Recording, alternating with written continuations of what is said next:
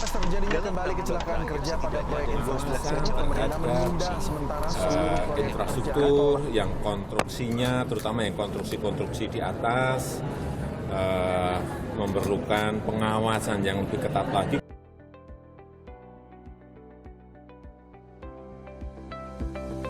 Nah loh, seperti yang telah dipaparkan pada berita di atas, tingkat keselamatan para pekerja konstruksi cukup memiliki risiko yang tinggi. Oleh karena itu, para kontraktor perlu menyiapkan safety plan serta mengedukasi para pekerja agar tetap mengikuti safety plan yang telah diterapkan.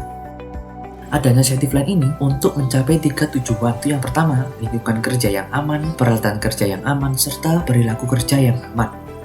Para pekerja juga wajib menggunakan APD yang secara standarisasi. Penggunaan APD dalam pekerjaan konstruksi bangunan secara umum terdiri dari yang pertama, yaitu helm yang digunakan untuk melindungi kepala dari benda yang akan berpotensi melukai kepala. Yang kedua, kacamata digunakan untuk melindungi area mata dari benda-benda yang potensi melukai area mata.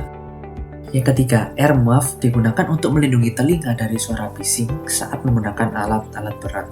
Yang keempat, sarung tangan ini berfungsi agar tangan tidak terluka ketika memegang apapun.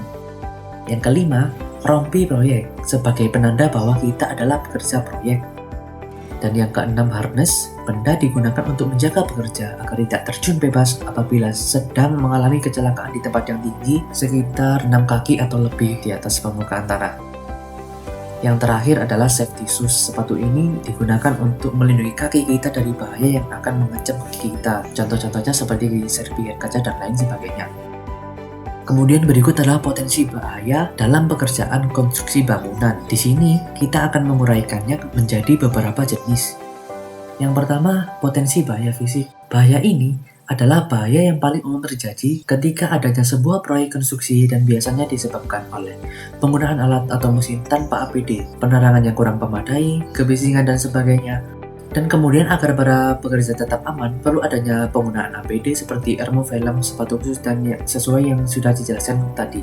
Kemudian adalah potensi bahaya kimia. Bahaya ini disebabkan oleh bocornya bahan kimia yang tengah digunakan dalam konstruksi seperti merkuri, vinil klorida, monomer, silika, arsenik, dan lain-lainnya.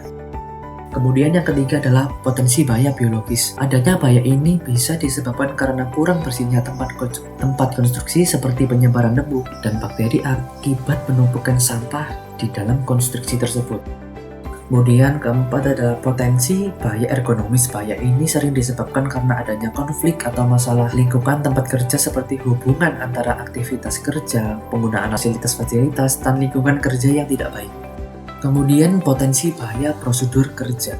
Bahaya ini biasanya disebabkan karena pekerja yang lalai terhadap pemenuhan K3 yang sudah ditetapkan. Hal ini dapat menimbulkan cedera pada diri sendiri maupun orang lain hingga kegagalan proyek.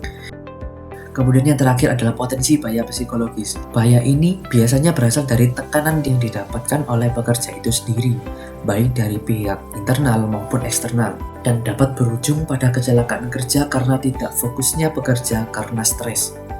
Oleh karena itu, pengetahuan tentang pemahaman safety plan serta pemenuhan K3 perlu diperhatikan agar mengurangi rasio kecelakaan kerja di tempat konstruksi.